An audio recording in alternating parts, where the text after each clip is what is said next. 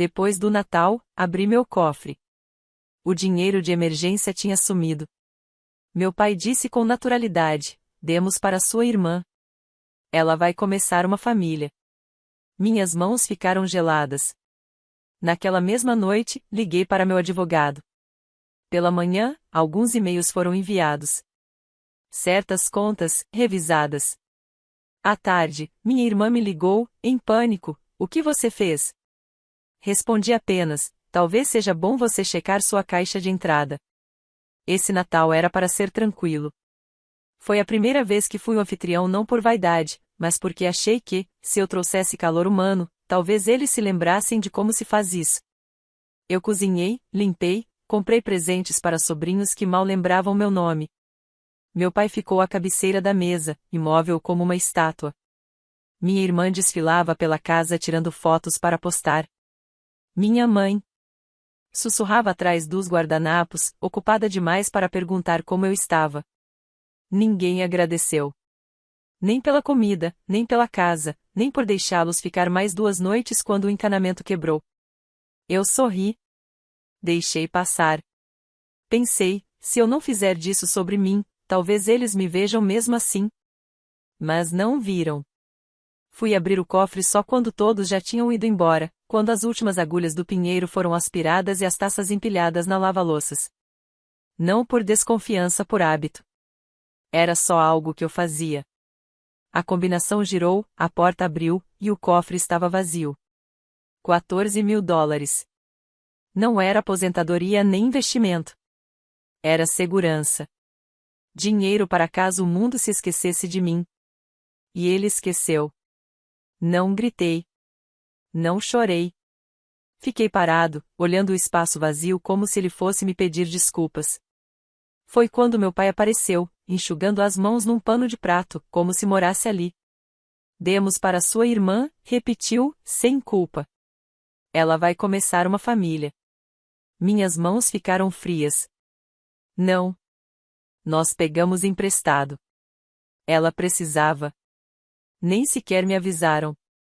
Abriram meu cofre, pegaram todo o dinheiro, entregaram a ela e acharam que eu não precisava saber. Fiquei em silêncio. Caminhei até o corredor, me sentei perto do cabideiro, peguei o telefone. Uma chamada. Meu advogado atendeu no segundo toque. Boa noite. Algo errado. Contei. Ele fez uma pausa: vou começar a papelada agora. Assenti, mesmo que ele não pudesse ver. Na hora seguinte, tudo foi um borrão: e-mails, revisões de conta, medidas discretas. Nada dramático. Ainda. À tarde, minha irmã ligou. A voz, aguda, quase chorando: o que você fez? Falei calmo: veja sua caixa de entrada. E desliguei. Ela mandou mensagens. Muitas. Você está exagerando. Como se fundos de emergência surgissem do nada. Como se cofres se abrissem sozinhos. Fiquei sentado, quieto. O café esfriando. O laptop iluminado. Os e-mails aumentando. Eu não respondia. Estava lembrando não só desse roubo, mas de todos os outros. O cofre não foi uma traição. Foi a confirmação. Um padrão antigo, profundo. E, uma vez que você enxerga, não tem como desver. Uma semana antes do casamento dela, meu cartão foi cobrado, 9.800 dólares. Eu não tenho cônjuge. Nem filhos. Você também podia ser útil. As madrinhas riram. Ela deu um sorriso sarcástico. Sorri de volta e respondi: então tomara que logo me ache inútil. Eles pegavam meu dinheiro como se fosse ar. Mas quando eu cancelei tudo, virei o vingativo. Já tinha pago a hipoteca uma vez, só uma prestação intermediária, disseram. Uma semana depois, estavam comprando móveis de jardim. Paguei o financiamento do carro dela em 2021. No mesmo dia, ela postou uma selfie com a legenda: nada melhor do que independência financeira. Nem sequer me marcou. Sempre que eu ajudava, eles apagavam os rastros. E toda vez que eu ficava em silêncio, faziam parecer que tinham construído tudo sozinhos. Lembrei da voz da minha mãe quando me ofereci para ser fiador no refinanciamento: você é o único em quem podemos confiar. Parecia um elogio, mas era uma sentença. O roubo do cofre foi só a nota de rodapé. Eu nunca fui o filho, fui o pilar. Esperavam que eu sustentasse, não que fosse notado. Cada lembrança agora vinha com uma nova clareza. Na véspera de Natal, cederam meu lugar na mesa para um vizinho, você fica bem na cozinha. Um jantar de aniversário para quem realmente importa. Reforma do quintal, $12.400, pagos com uma mensagem de texto: não seja dramático. Os convites de casamento da minha irmã? Meu nome era o endereço de retorno. O casamento. Na minha linha de crédito. A mensagem de voz do meu pai: talvez seja melhor você não vir mais. Nenhum desses momentos era isolado. Eram pontos de dados. Eu mantinha o sistema funcionando. Eles só colhiam os dividendos. E o mais assustador, nem disfarçavam mais. Estavam tão confortáveis em me usar que pararam de fingir que eu fazia parte daquilo. Ainda assim, uma parte de mim torcia para que eles parassem antes que fosse tarde. Não esperava desculpas. Só queria hesitação. Um olhar. Um gesto. Qualquer sinal de que sabiam que haviam passado dos limites. Mas ninguém piscou. Nem ela. Nem ele. Nem ninguém. Então tomei minha decisão. Chega de memórias. Chega de padrões. Chega de sabotagem elegante. Estava cansado de ser útil. Não ia discutir. Ia me afastar e deixar que eles lidassem com o vazio que nunca perceberam existir. Naquela noite, após o telefonema da minha irmã, não argumentei. Não expliquei. Não tentei reaver o que tiraram. Eu me recuperei. Os e-mails que enviei depois de desligar não foram impulsivos. Foram exatos. Uma lista de checagem que minha mente vinha montando há anos, sem que eu percebesse. O primeiro foi para meu advogado: preparar os documentos de dissolução formal. Me retirar de todas as contas conjuntas. Iniciar a proteção de ativos. O segundo, para meu consultor financeiro: transferir todos os ativos líquidos para um fundo protegido. Família imediata excluída. O terceiro, para meu contador: auditar todos os pagamentos familiares dos últimos 5 anos. Denunciar os não autorizados. Preparar documentação oficial. Não era vingança. Era a reconstrução da minha estrutura. À meia-noite, eu estava conectado nos bastidores da pequena empresa de TI que criei do zero. A mesma que, discretamente, mantinha os sistemas de segurança da casa dos meus pais, os backups na nuvem, os planos de celular, as licenças de software de contabilidade, tudo sob meu guarda-chuva corporativo. Tudo gratuito. Tudo ignorado. Desativei primeiro as câmeras na nuvem. Depois, as fechaduras inteligentes. Por fim, o termostato automatizado, aquele mesmo que eles adoravam exibir nos jantares de família. Redirecionei o DNS, desativando o acesso remoto à rede doméstica. Adeus ao Wi-Fi que configurei para eles. Adeus às chamadas de emergência porque a impressora parou de funcionar. Em seguida, o plano de celular familiar. 5 linhas, a minha, as deles, e das minhas irmãs. Não cancelei, só transferi a titularidade. Deram 72 horas para aceitar. Caso contrário, o serviço seria suspenso. E a conta, claro, iria direto para eles. Acabou o subsídio da comunicação familiar. Aí lembrei dos Streamings. Netflix, Spotify, tudo isso. Removi meu suporte. Eles que dessem conta. Foi pequeno, mas doeu. De um jeito silencioso. Na manhã seguinte, começaram as mensagens. Minha irmã, por que as câmeras não estão funcionando? Outra, não consigo acessar nada. A empresa da hipoteca do meu pai ligou. Minha mãe escreveu: você não tá falando sério, né? Eu li. Mas não respondi. Eles não estavam perguntando. Estavam exigindo. Queriam que o sistema voltasse. Mas o sistema era eu. E eu estava saindo dele. Ao meio-dia, começaram as ligações. Eu deixei tocar até cair na caixa postal. Voz do meu pai: vamos resolver isso com calma. Conversar como adultos. Eu ri. Ele sempre usava essa frase falar como adultos depois de me ver sendo excluído, usado, silenciado. À noite, minha irmã mandou outra mensagem: o Netflix não tá funcionando. Arruma isso. Respondi: você disse que não precisava de mim. Sem emojis. Sem pontuação. Só fatos. E ainda não tinha terminado. Acessei o back-end do sistema de TI do escritório de contabilidade deles. Eles não sabiam que eu ainda tinha acesso de administrador. Achavam que tinha sido um favor antigo. Um presente que passou.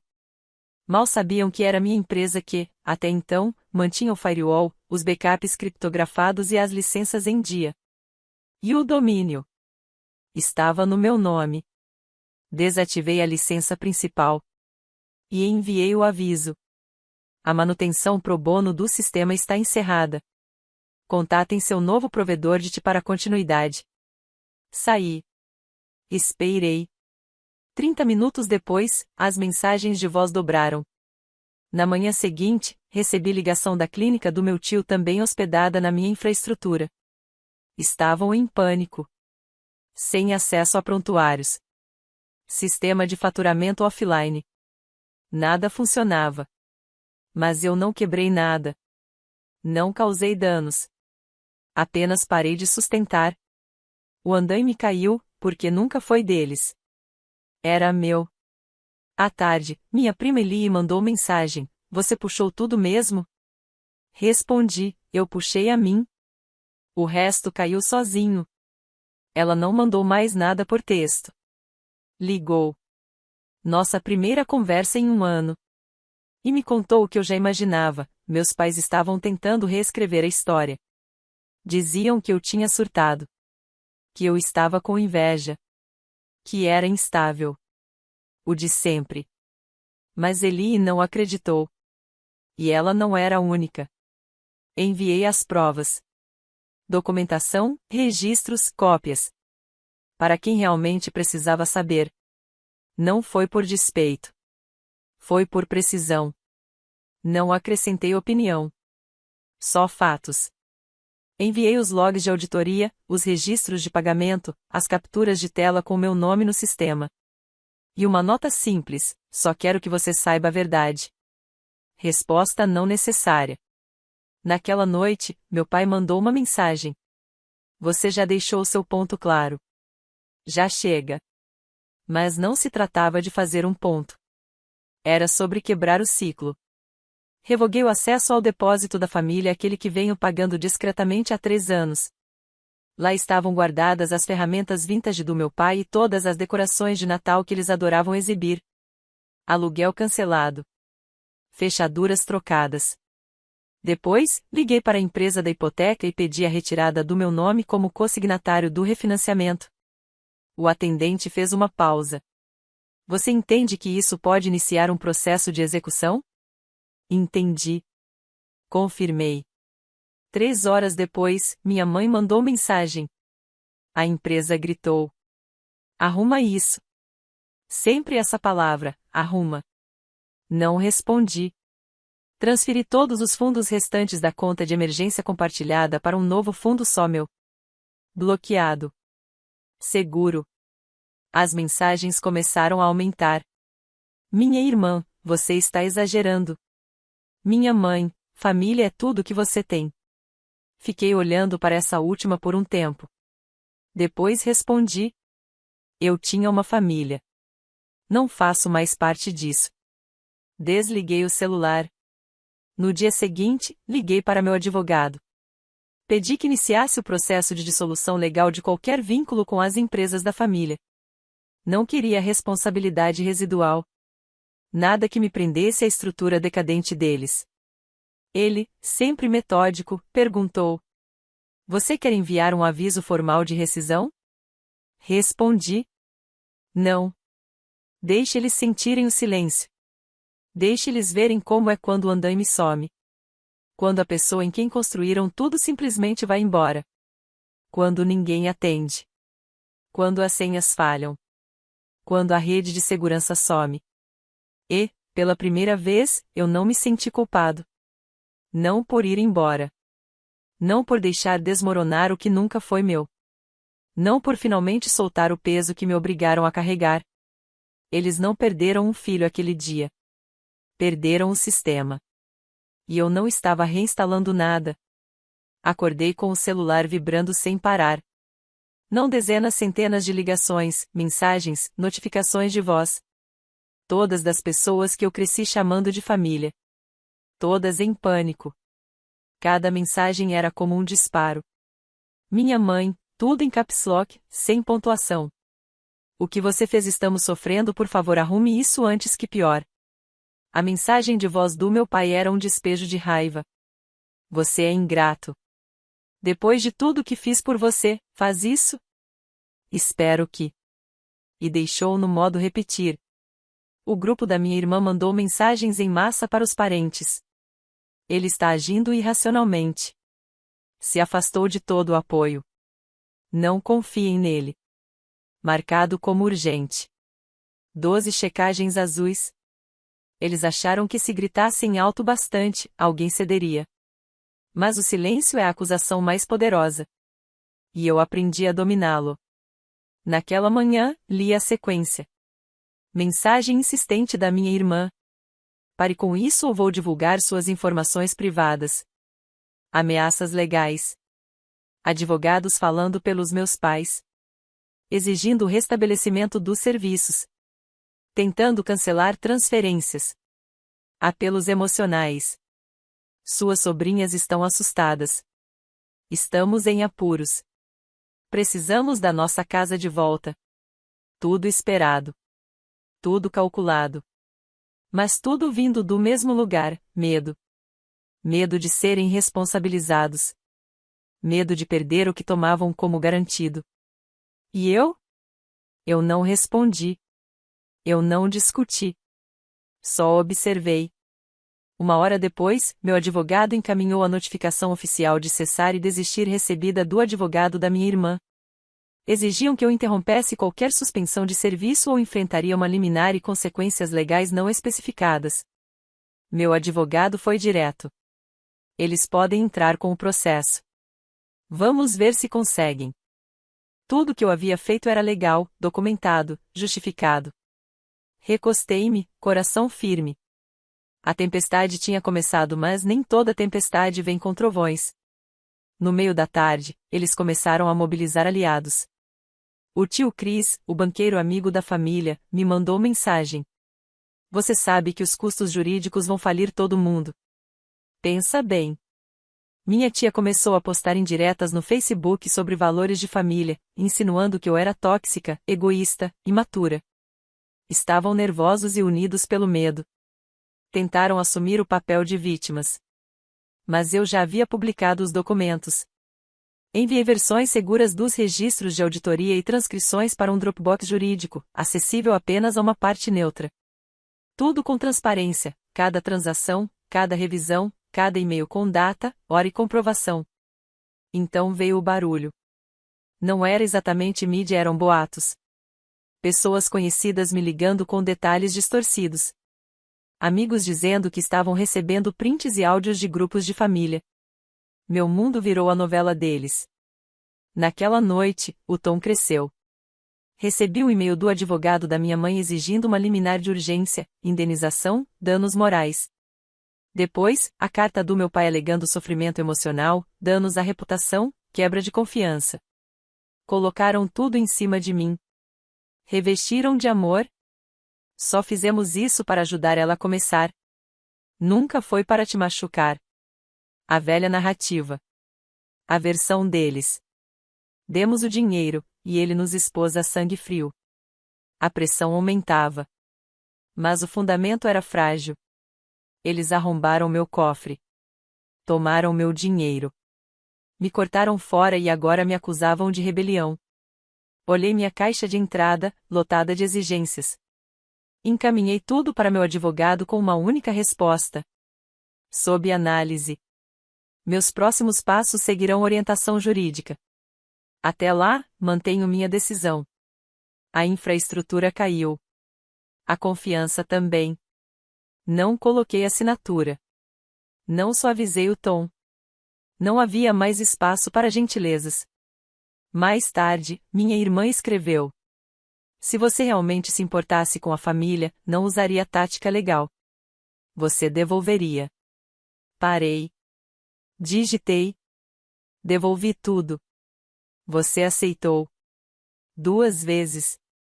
Enviei. E veio o silêncio. Não aquele silêncio elétrico, tenso. Mas o vazio real. A ausência. Onde havia conexão, agora não havia mais nada. As vozes dele sumiram. Os sistemas continuaram desligados. As defesas, começando a ceder. Mas o mais importante. Eles sabiam que eu não voltaria às regras antigas. Aquelas regras que escreveram sem me perguntar. As luzes de Natal no porão, apagadas. As câmeras, desconectadas. As pastas compartilhadas, inacessíveis. Conferi o telefone. Nenhuma ligação. Nenhuma mensagem esquecida. Nenhum pedido escondido entre linhas. Porque no centro dessa tempestade não havia raiva. Havia consequência. Eles criaram o sistema. Eu apenas desmontei. E agora enfrentavam um colapso sem saber como reconstruir algo sem mim. E então, vieram até a minha porta. Como se estivessem chegando para uma trégua. Os 3, minha mãe, meu pai, minha irmã, estavam parados na varanda. Vestidos como quem vai a um velório. Não prontos para a guerra, tampouco para desculpas. Apenas arrumados. Ensaiados. Mai abriu a porta. Não os convidou a entrar. Só disse: podem ficar aí mesmo. Continuei sentado. Ouvi a voz da minha mãe falhar antes mesmo de formar palavras. Não viemos brigar. Só queremos conversar. Maia deu um passo para o lado, deixando o silêncio pairar no ar, como fumaça de um incêndio que já tinha consumido tudo. Levantei. Olhei para cima. Meu pai foi o primeiro a falar. Você parece cansado, filho. Não respondi.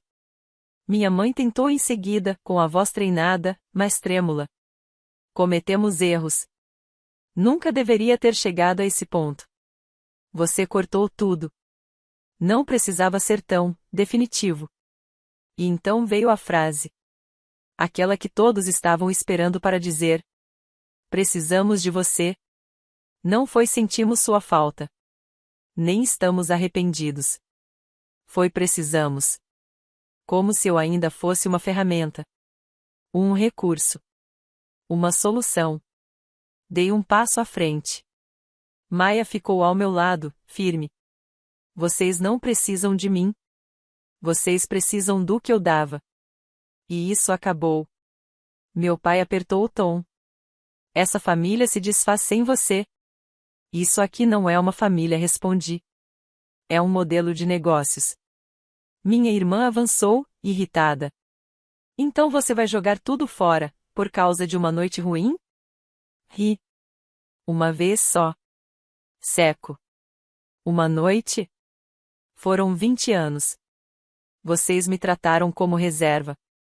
Como suporte. Como fusível. Achavam que podiam sempre reiniciar. Mas a energia acabou. A voz da minha mãe se desmanchou em lágrimas de verdade. A gente nunca quis te machucar. Estávamos sobrecarregados. Não sabíamos o quanto você fazia. A frase bateu como tapa. Vocês não sabiam porque nunca se importaram em perguntar. Funcionava, era suficiente. Então deixaram pra lá. Meu pai tentou outra vez, mais baixo. Você é nosso filho. Fomos nós que te criamos. Você nos deve um pouco de humanidade. Não respondi. Vocês me criaram para eu acreditar que devia tudo. E vocês gastaram. Já acabou. Silêncio. O vento soprou mais forte. Frio. Afiado. Como a verdade. Dei mais um passo. Firme. para que cada palavra fosse ouvida. Eu não fui embora por dinheiro. Fui embora porque vocês nunca me enxergaram. Só enxergavam o que eu podia oferecer. Por fim, olhei para minha irmã. Você não perdeu só as vantagens. Perdeu a conexão. Então encarei os três. Vocês não foram cruéis. Só não me viram. E eu cansei de pagar por isso. Maia fechou a porta com calma atrás deles. Eles não bateram de novo. Fiquei no silêncio. Mas, pela primeira vez, não parecia vazio. Parecia limpo. Claro. Irrevogável. Eles não choraram. Não imploraram. Só ficaram ali, parados, como se tivessem acabado de entender o que nunca imaginaram. Que eu podia ir embora. Que eu não ia voltar. E que, dessa vez, eu estava falando sério.